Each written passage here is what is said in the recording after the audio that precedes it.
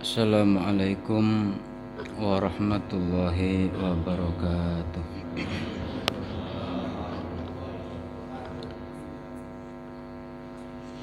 Bismillahirrahmanirrahim. Alhamdulillahil fattahil alim, alladzi qala fi kitabihil karim, allamal insana ma lam ya'lam.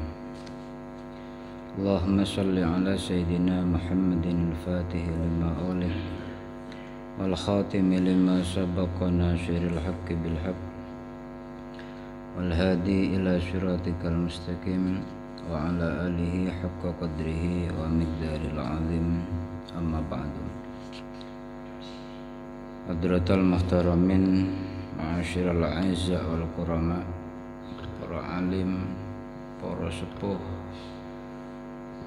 khususipun pengurus Takmir Masjid Agung Surakarta yang sangat kami hormati dan kami ta'zimi, jamaah muslimin muslimat rahimakumullah. Alhamdulillah, pagi hari ini Allah Subhanahu wa ta'ala masih mengizinkan kita untuk talabul ilim setelah kita melaksanakan sholat berjamaah, sholat subuh. Harapan kita semoga amal ibadah kita khususnya di hari ini yang kita awali dengan kebaikan akan menjadi wasilah ke depan, menjadi amal dan tambahan dari kebaikan bagi kita semua. Amin ya rabbal alamin. Akhwani wa akhwati rahimakumullah.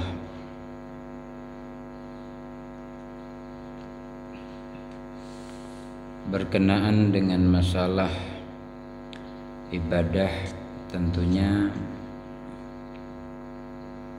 kita harus tahu memposisikan diri dan kita harus tahu diri agar kita bisa mawas diri. Di dalam hubungan antara khalik dan makhluk kadang terjadi campur aduk. Kadang kita nggak bisa memposisikan diri kita sebagai makhluk. Sok-sok awak dhewe iki ngaku Tuhan, cuman ra sadar. Oleh karenanya antara yang nyembah dan yang disembah kadang sembelaur. Makanya di sini dikatakan kun bi awsafi rabbubiyatihi muta'alliqan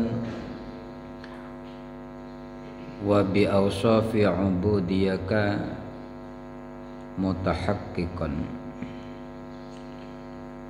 Kun bi awsafi rabbubiyatihi, posisikan diri kalian dengan sifat-sifat Tuhanmu, menjadikan orang yang berta'alluq. Artinya jadikanlah dirimu orang yang berta'alluq dengan sifatnya Tuhan.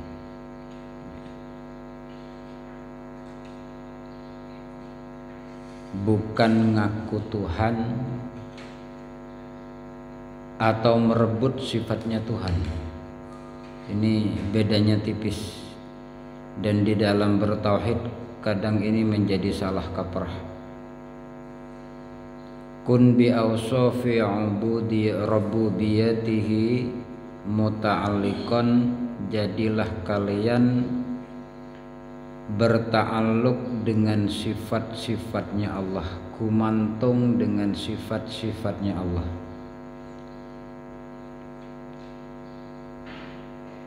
Wa bi awsafi ubudiyatika mutahaqqiqan, dan dengan sifat kehambaanmu wujudkanlah dalam dirimu.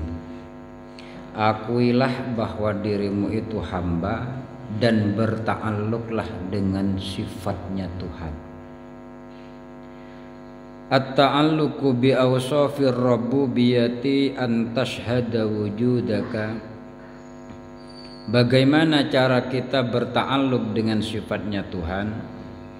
Bukan ngaku Tuhan, bukan merebut sifatnya Tuhan, atau kita mengaku mengklaim sebagai orang yang punya wewenang untuk menghukumi. Hakim itu hak prerogatif Allah. Makanya dalam kejadian di mana Rasul Shallallahu Alaihi Wasallam pernah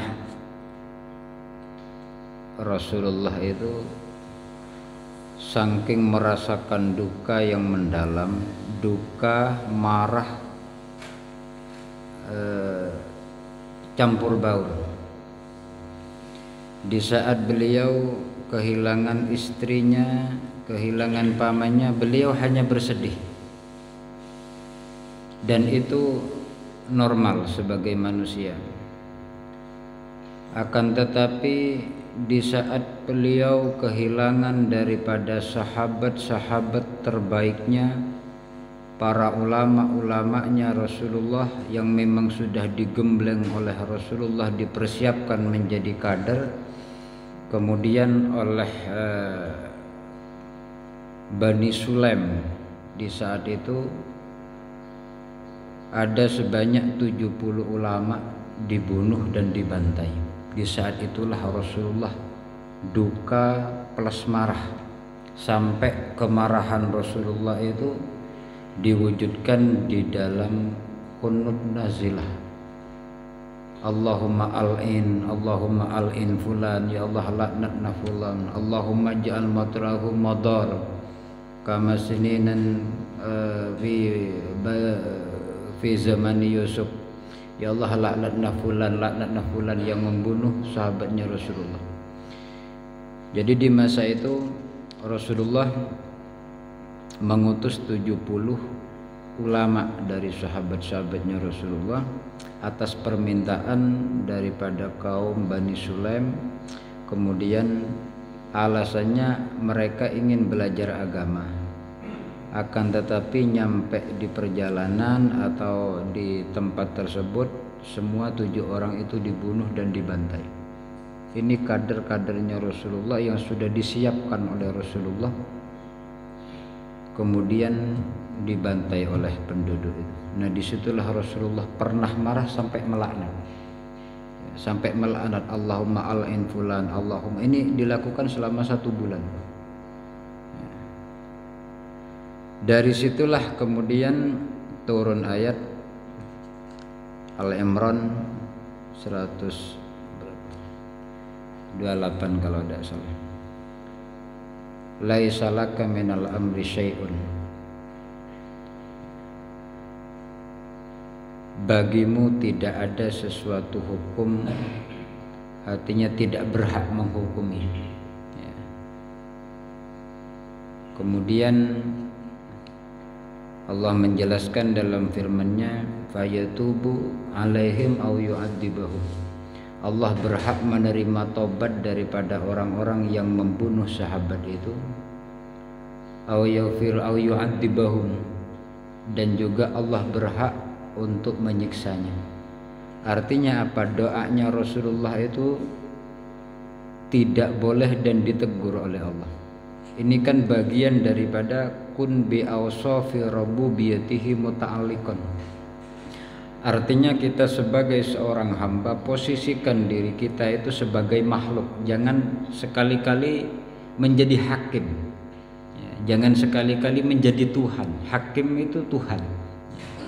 Makanya di dalam Al-Quran, innallaha yahkumu bainahum yaumal qiyamati fima kanu fihi yakhtalifun. Innallaha yahkumu bainahum, Allah lah yang akan menghukumi di antara mereka fima kanu fihi yakhtalifun, tentang masalah apa yang diperdebatkan oleh orang-orang itu yaumal qiyamah, besok di hari kiamat. Oleh karenanya di saat ini, di dunia ini kita tidak berhak si A ini ahli neraka, si A ini tidak berhak, si A ini dilaknat Allah, tidak berhak. Kita bukan Tuhan. Jangan sekali-kali melaknat Rasulullah saja ditegur, apalagi kita. Ya. Apalagi kita. Oleh karenanya kun bi awsafi rabbubiyatihi muta'alliqan, jadilah engkau selalu berta'alluq dengan sifatnya Allah. Sifatnya Allah apa? Sifatnya Allah itu bukan hanya menyiksa, ya, bukan hanya yu'adzib, tapi yatub. Allah punya prioritas, yatubu alaihim au yu'adzibahum. Ini yang kadang sering diselaurkan. Kadang Allah hanya diberi sifat mengadab saja, seakan-akan Allah tidak menerima taubat dari seseorang. Kita sebagaimana tahu para sahabat-sahabatnya Rasulullah banyak yang dibunuh dengan secara sadis. Seperti contoh Hamzah, pamannya Rasulullah, sampai jantungnya dikeluarkan oleh Habsyi. Tetapi apa? Kemudian Habsyi bertaubat, yatubu alaihi, dan masuk Islam. Disitulah wewenangnya Allah, disitulah hak prerogatif Allah. Dan tatkala Allah Subhanahu wa ta'ala menghendaki untuk menerima taubatnya seseorang, maka tidak akan ada seorang pun yang dapat menghalanginya. Itulah yang dimaksud kun bi awsafi rabbubiyatihi muta'alliqan. Tatkala kita menghadapi suatu permasalahan, kembalikan lagi urusannya kepada Allah. Jangan menghakimi sendiri dan jangan mengatur sendiri. Wah, ini kalau begini akan jadi begini, kalau ini tidak benar. Wa bi awsafi ubudiyatika mutahaqqiqan, dan jadilah engkau hamba yang betul-betul menghamba kepada Allah, yang sehingga dalam diri kita tidak akan timbul sifat yang namanya rakus, karena rakus itu mendahului daripada qadarullah. Orang-orang rakus, orang-orang serakah itu mendahului qadarullah, mendahului daripada kekuasaan Allah, karena dia sok ngatur orang biasa. Orang rakus itu sok ngatur. Bagaimana caranya ta'alluq? At-ta'allaqu bi awsafir rabbubiyati an tashhada wujudaka wa lawazima wujudika la syai'a min jami'i dzalika laka. Cara berta'alluq dengan sifatnya Tuhan, bukan ngaku Tuhan dan bukan merampas hak Tuhan, sifatnya Tuhan, yaitu an tashhada wujudaka, jadikanlah wujud kita, walawazima wujudika, dan juga hal yang ada dalam diri kita, apapun yang dimiliki kita, baik itu harta, baik itu keluarga, baik itu jabatan, baik itu pekerjaan, la syai'a min jami'i dzalika laka, tidak punya wewenang untuk memiliki dan mengatur. Posisinya seperti ini, ya, posisinya seperti ini. Orang yang berta'alluq dengan sifatnya Tuhan, la syai'a min jami'i dzalika wala laka wala minka, yang kita miliki bukan milik kita dan bukan hasil kita. Ya, ini perlu latihan. Ya, ini perlu latihan. Tidak bisa serta-merta orang itu bertauhid, tidak bisa. Tauhid itu butuh latihan, karena tauhid itu urusannya dengan rasa, ya, dengan kepekaan hati, dengan naluri, ya. Orang yang diberi kasyaf oleh Allah, yang dibukakan kebesaran kekuasaan Allah, itu orang-orang yang hatinya sudah memulai diasah, sudah mulai dibersihkan hatinya. Baru orang itu akan merasakan daripada nikmatnya Allah, akan merasakan daripada ketidakmemilikan dirinya terhadap sesuatu. Yang pertama, posisikan diri kita bahwasanya apa yang kita miliki dan apa yang kita upayakan bukan milik kita, tetapi titipan Allah. Jangankan anak, ya, jangankan istri, jangankan harta, diri kita saja kita nggak mampu untuk menahan daripada kehendak Allah. Ya. Apa ada orang tatkala didatengin oleh malaikat maut, engkau sik malaikat, engkau sik, tahan, tidak bisa. Jangankan anak kita, diri kita saja kita nggak bisa mempertahankan. Lalu di mana kekuasaan kita? Tidak ada. La syai'a min jami'i dzalika laka. Tidak mempunyai sesuatu apapun wala minka, dan kita tidak punya upaya untuk itu. Tidak punya usaha untuk itu. Itulah yang dimaksud kun bi ausofi rububiyyatihi muta'alliqun, berta'alluq. Kita pasrahkan kepada apa yang dikehendaki oleh Allah. Kemudian wa innama hiya awaru indaka fala tara wujudaka illa biwujudihi.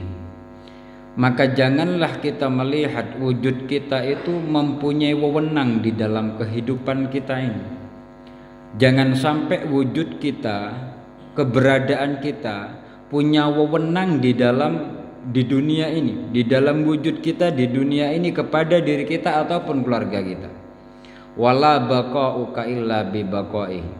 Kita harus punya pandangan, punya konsisten di dalam sudut pandang bahwasanya wujuduka bi wujudihi. Wujud kita itu karena diwujudkan oleh Allah. Andaikan Allah tidak mewujudkan kita ke dunia ini, kita tidak akan ada. Karena wujudnya kita merupakan nikmatul ijad.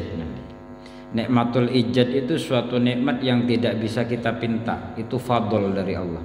Sebelum kita lahir ke dunia, pernahkah kita berdoa, ya Allah wujudkan aku di dunia, wujudkan aku nang Sulu umpamanya? Tidak pernah kita minta. Nah, sesuatu yang tidak pernah kita pinta itu namanya fadl, anugerah dari Allah yang memang Allah menghendaki untuk mewujudkan kita ke dunia ini.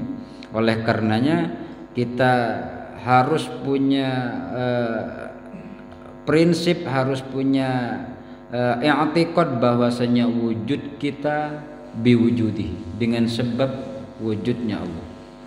Demikian dengan adamuhu, tidak adanya wujud itu, kematian kita merupakan kehendak daripada Allah Subhanahu wa taala. Tatkala hal yang sedemikian ini, apa yang dapat kita banggakan? Tidak ada. Ya. Tidak ada yang dapat kita banggakan. Nah, disitulah kita punya ta'alluq. Kita akan memposisikan diri sebagai hamba yang betul-betul la haula wala quwata illa billah. Tidak punya wewenang gitu, tidak punya upaya gitu, tidak punya kekuatan. Jadi kita dalam berprinsip dalam kehidupan tidak akan petentang-petenteng, ya. Tidak akan kemaki gitu. Apa yang dapat kita banggakan? Tidak ada. Wala baqa'uka illa bi baqa'ihi, dan cara yang kedua di dalam kita berta'alluq kepada Allah, kita hidup, wujudnya kita, tetapnya kita karena ada ketetapan dari Allah, karena bakoknya Allah, sifat bakoknya Allah. Andaikan Allah tidak menangguhkan umur kita sampai saat ini, ya, Allah mengendaki kita sudah mengakhiri akhir daripada kehidupan kita, diakhiri oleh Allah di dalam kehidupan kita, siapa yang dapat menghalangi? Ya. Dokternya juga tidak bisa menghalangi dirinya sendiri. Wala baqa'uka bi baqa'i. Tidak ada satu orang pun yang dapat menghalangi daripada Allah tatkala Allah mau mencabut nyawa seseorang. Nah, dari situ kita akan sadar.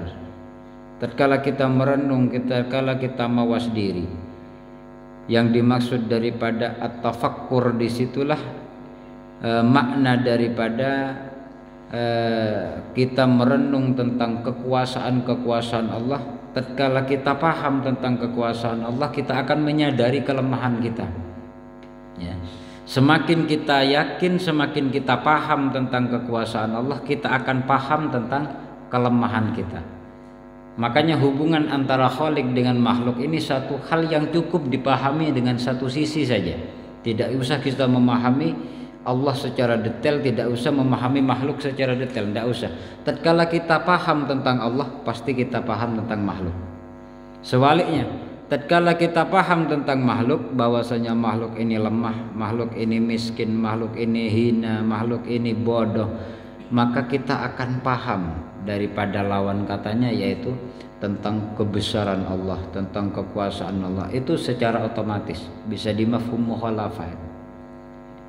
Wala izzatuka illa biizzihi, kita tidak akan mendapatkan suatu derajat kecuali kita diberi kemuliaan oleh Allah.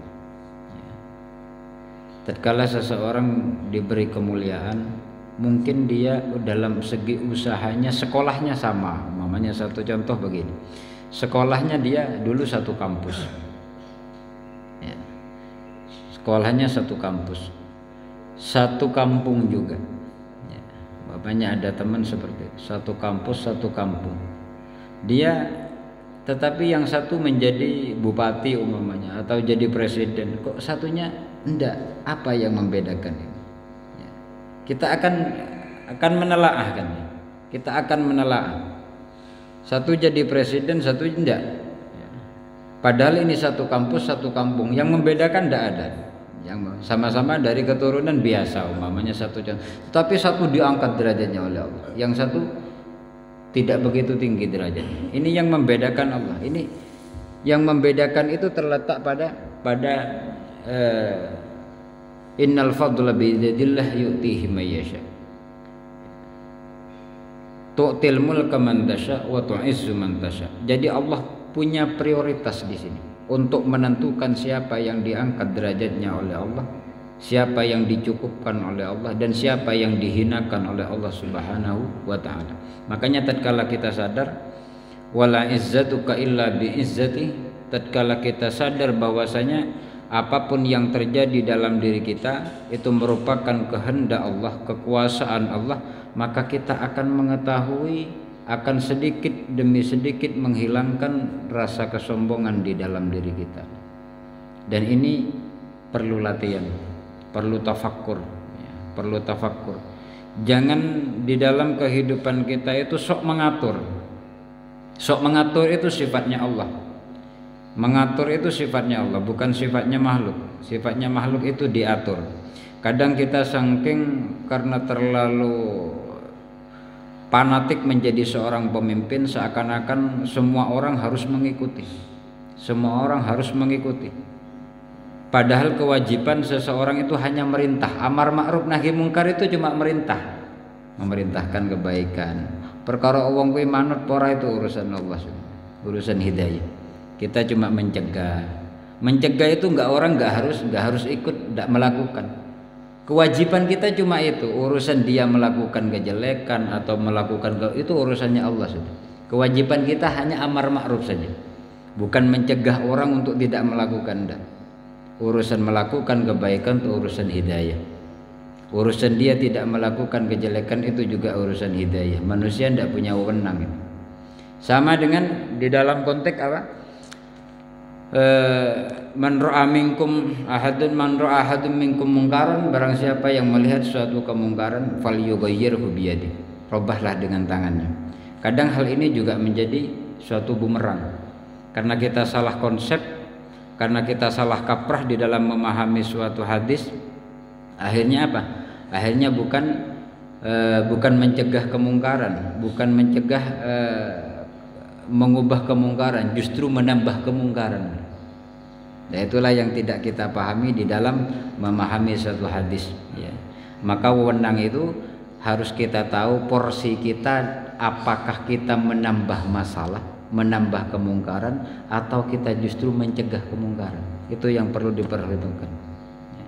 Oleh karenanya di dalam konteks bertauhid kita harus mengacu kepada sifatnya Allah, harus mengacu kepada sifatnya Allah. Mungkin itulah yang Allah kehendaki dan mungkin itulah yang memang harus terjadi. Kita tidak usah terlalu sok mengatur, terlalu sok menjadi Tuhan begitu. Dan itu sama halnya dengan apa? Dengan merampas hak Allah sebagai pengatur dan hak Allah sebagai penentu. Yang sehingga dampak daripada semua itu akan menjadi kemungkaran yang melebar. Karena kita bukan porsinya untuk melakukan hal tersebut. Di sini dikatakan wala ghina ka illa bi ghina, Dan kita tidak akan mendapatkan suatu kekayaan tanpa Allah yang memberi kekayaan. Kita tidak akan mendapatkan suatu rizki tanpa Allah yang menghendaki rizki. Di dalam konteks seperti ini kita akan sadar berapa banyak orang yang usahanya sama tapi rezekinya berbeda. Ya. Jangankan orang lain, antara orang tua sama anak sudah beda. Ya. Orang tuanya kaya belum tentu anaknya kaya. Mungkin bisnisnya diwariskan kepada anak. Oke, bisnis bisa diwariskan, tapi rezeki tidak bisa. Pekerjaan orang tua bisa diwariskan pada anak, diteruskan kepada anak, tapi rezekinya tidak bisa diteruskan. Karena urusan rezeki itu urusan nafsi-nafsi. Inilah bentuk daripada apa? Kita harus banyak berta'alluq, berhubungan dengan Allah, gumantung. Hati kita itu ta'alluq itu gumantung dengan sifatnya Allah. Ya. Kalau andaikan orang tua kaya, bisa jadi saya miskin, atau bisa jadi lebih kaya. Nah inilah yang harus kita sadari. Jangan kita petentang-penenting mentang-mentang orang tua kaya kita akan kaya, tidak bisa. Kenapa? Karena rezeki tidak bisa diwariskan. Ya, rezeki itu tidak bisa diwariskan. Demikian juga ilmu. Orang tuanya alim, anaknya akan alim, tidak bisa. Ya. Orang tuanya wali, anaknya wali, tidak bisa. Orang tuanya soleh, anaknya soleh, tidak bisa. Itu urusan ta'alluqur Rabb. Ya, urusan kita bagaimana kita berhubungan dengan Allah Subhanahu wa Ta'ala. Dari situ akan kita sadar, akan menggali kepekaan sosial dalam diri kita, bagaimana kita menyikapi di dalam kehidupan ini bahwasanya tatkala orang soleh itu melihat, kita sering mendengar dari sejarah-sejarah orang-orang soleh seperti Syekh Abu Yazid Al-Bustami. Beliau sering melakukan suatu perjalanan, ya, jadi dakwahnya Syekh Abu Yazid itu dari jalan suatu tempat ke tempat lain. Sering dia bertemu dengan seorang pemabuk, dengan seorang penjudi, dengan seorang pezina. Tidak pernah Syekh Abu Yazid itu Al-Bustami itu marah. Paling beliau cuma berdoa, ya Allah sadarkan mereka. Kenapa? Karena Syekh Abu Yazid itu melihat tatkala orang itu berbuat demikian, hakikatnya bukan dia yang berbuat, tetapi itu sudah merupakan porsi dari Allah, sudah merupakan kehendak Allah. Karena Allah yang hanya bisa merubah, maka yang harus dipinta untuk merubah itu Allah. Itu pandangan tauhid. Ya, sekali lagi pandangan tauhid, pandangan orang-orang soleh itu seperti itu. Kalau cuma orangnya yang disuruh, tidak bisa. Bisa-bisa patuh nanti. Ya. Kalau cuma orangnya yang dicegah, bisa-bisa patuh. Ya. Bisa-bisa gelut nanti. Karena yang merubah itu Allah. Makanya orang-orang soleh itu cara merubah itu tidak langsung kepada orang, tapi berdoa kepada Allah. Karena Allah yang merubah. Demikian juga Rasulullah SAW tatkala ada seorang datang kepada Rasulullah, ya Rasulullah, saya belum bisa untuk meninggalkan mabuk. Saya belum bisa untuk meninggalkan mabuk, tapi saya pengen masuk Islam. Apa kata Rasulullah? Silahkan kau mabuk, tapi kalau mau sholat jangan mabuk. Ini doktrinnya Rasulullah. Ya, doktrin, tidak langsung mabuk langsung gebukin Rasulullah, tidak. Tetapi Rasulullah itu punya hikmah. Ya, hikmah itu suatu kebijakan. Ya. Jadi di dalam Rasulullah bukan hanya ada syariat, tetapi ada hikmah, ada kebijakan, metode di dalam berdakwah. Dalam metode inilah yang sering dilakukan oleh ulama-ulama kita, terutama di Indonesia. Jadi metode pendekatan. Demikian juga tatkala Rasulullah SAW didatangin oleh seorang pezina, ya Rasulullah, saya ingin masuk Islam, tetapi saya belum bisa meninggalkan zina. Apa kata Rasulullah? Tidak apa-apa, silahkan kau masuk Islam. Ya, datang ke sini, belajar Islam. Rasulullah tidak langsung melarang zinanya, tapi suruh belajar masuk Islam. Ya. Akhirnya oleh Rasulullah didoktrin. Ya, didoktrin. Cara doktrinnya Rasulullah luar biasa. Ya. Karena Rasulullah itu memang orang yang mempunyai metode yang luar biasa. Rasulullah metode hikmah, bukan metode nafsu kalau Rasulullah. Karena Rasulullah tujuannya menyadarkan, ya, menjadikan orang-orang itu sadar. Ya. Akhirnya apa? Orang itu dikatakan oleh Rasulullah, apakah kamu mau andaikan ibumu dizina oleh orang? Tidak mau Rasulullah.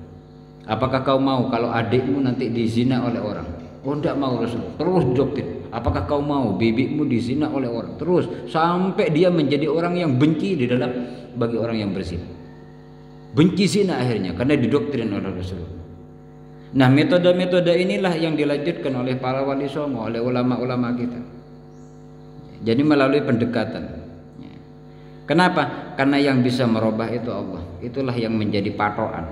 Jadi bukan pelakunya yang langsung diserang atau langsung dirubah, tetapi diriyadhain, didoakan dulu.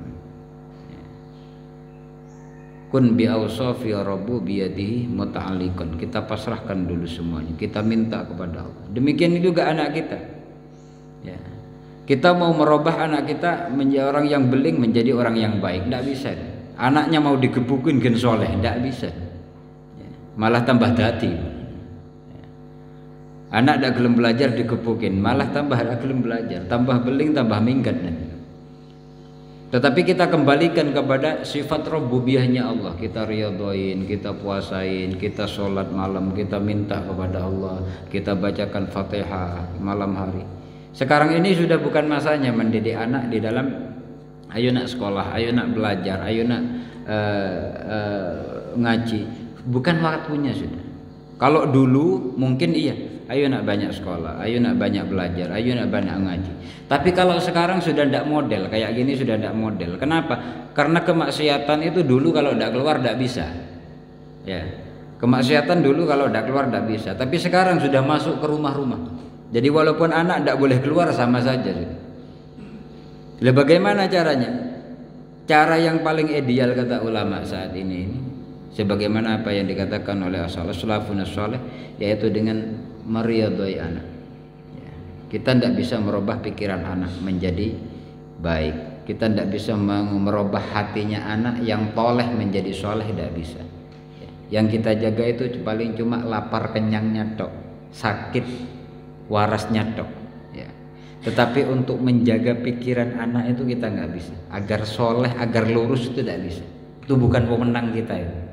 Ya, bukan medan kita itu. Anak biar hatinya baik, ahli Quran, ahli mujahadah, ahli, tidak bisa kita merubah itu. Yang bisa merubah hanya Allah. Oleh karenanya malam kita pinta kepada Allah, bacakan Fatihah, Al-Fatihah biniyatis shalah, Al-Fatihah biniyatis sihah wal afiyah. Mamanya anaknya Muhammad li ibni Muhammad Al-Fatihah. Bacakan Fatihah. Ya, malam bacakan Fatihah. Sebut anaknya. Satu persatu sebut anaknya. Jangan auladi anak-anakku semuanya. Jangan sebut A, si B, Ahmad, Muhammad atau Joko atau siapa, sebut Fatihah. Ya. Jangan kayak muslimin muslimat mendoai anaknya. Sebagaimana Rasul sallallahu alaihi wasallam disebut mendoakan. Nah, dari situlah itu namanya tarbiyah, ya, tarbiyah.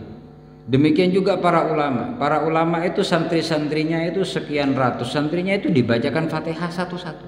Itu bentuk riyadhahnya para ulama-ulama dulu. Oleh karenanya santri-santrinya jadi betul. Kayak Syekhona Khalil Bangkalan, semua santrinya jadi ulama. Kenapa? Karena memang diriyadhain betul. Ya. Diriyadhai betul. Dididik, digembleng betul. Ditungguin betul, diajarin betul. Makanya ulama-ulama dulu itu jarang keluar. Tatkala diamanai santri memang diajar betul. Enggak kayak sekarang paling dipasrah ke ustad. Kayaknya metu tekan dindi. Repot mau punya santri alim, repot. Kalau dulu memang ditungguin betul. Amanah itu dijaga betul. Kalau enggak penting enggak keluar. Itu ulama-ulama dulu. Oleh karenanya di dalam kita menyikapi kehidupan kun bi awsafi rabbu biyadihi muta'alliqun. Pasrahkan kepada Allah. Kemudian yang kedua, ikhtiar. Ya. Jangan ikhtiar dulu kemudian pasrahkan. Kita melihat sisinya dulu, melihat sebabnya. Siapa yang menjadikan itu semua, siapa yang menjadikan demikian itu, kita kembalikan kepada Allah dulu. Orang pemabuk dia tidak ingin jadi orang mabuk. Saya yakin ingin jadi orang soleh. Ya. Saya yakin dia ingin jadi orang jahat, tidak mungkin dia pengen jahat. Tatkala ditanya apakah anaknya ingin jahat, apakah anaknya ingin meneruskan kejahatannya, tidak mungkin. Pasti walaupun dia penjahat, anaknya pasti disekolahkan, dipendidikan dengan baik. Kenapa? Karena tidak ingin anaknya menjadi orang jahat dan dia sadar kejahatan itu tidak baik. Nah, bagaimana dia melakukan hal seperti itu? Itulah yang butuh proses. Makanya kita butuh ta'alluq kepada Allah, karena Allah yang menentukan. Yang sehingga dengan sikap seperti itu kita tidak akan arogan dan kita akan menjadi orang yang bijak karena melihat sebabnya adalah Allah Subhanahu wa taala yang memang menjadikan seperti itu. Tetapi kita jangan pasrah dalam keadaan seperti itu, kita tetap harus merubah. Pertama dengan riyadhah, mendoakan. Tatkala kita lihat teman kita berbuat jelek seperti itu, kita doakan dulu. Kita doakan kepada Allah. Kemudian kita rubah melalui diajak, melalui dialog, melalui penjelasan, dikasih pencerahan dan lain-lain. Itulah metode daripada kita bertauhid kepada Allah, memposisikan Allah sebagai pengatur, sebagai penguasa, sebagai pemberi, dan kita sebagai yang diberi, yang diatur, dan yang menjalankan. Khani rahimakumullah. Oleh karenanya di sini dikatakan wala yatimmu laka dzalika illa bi an tahaqqaqa bi awsafi ubudiyaka min adamika wa fikrika wa ajzika.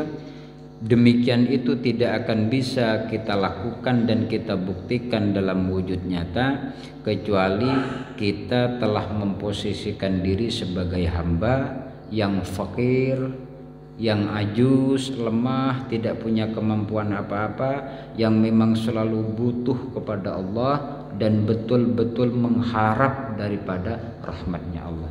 Itulah hubungan tauhid antara hamba dengan Allah harus kita bedakan, bahwasanya Allah maha daripada mengatur, memberi, dan kita maha berharap, maha lemah, maha fakir, dan kita tidak punya kemampuan apa saja. Jangankan untuk merubah anak menjadi soleh, istri menjadi soleha, mau merubah diri kita saja tidak bisa. Andaikan kita bisa merubah diri kita, pasti semuanya kita itu menjadi orang baik. Ya. Pasti diri kita itu menjadi orang baik. Andaikan kita mampu merubah diri, apalagi kita mau merubah anak, ya. Apalagi kita mau merubah istri, merubah diri kita saja nggak bisa. Semuanya butuh ma'unahnya, semua butuh rahmatnya. Oleh karenanya disitulah letak kelemahan kita sebagai seorang hamba, dan itulah yang harus kita posisikan, yang sehingga dengan posisi seperti itu kita tidak akan punya sifat sombong, kita tidak akan punya sifat ujub, kita tidak akan punya sifat menyalahkan orang lain, ya. Semuanya akan enak, semuanya akan nyaman di dalam kehidupan. Wallahu a'lam bishawab. Al-Fatihah.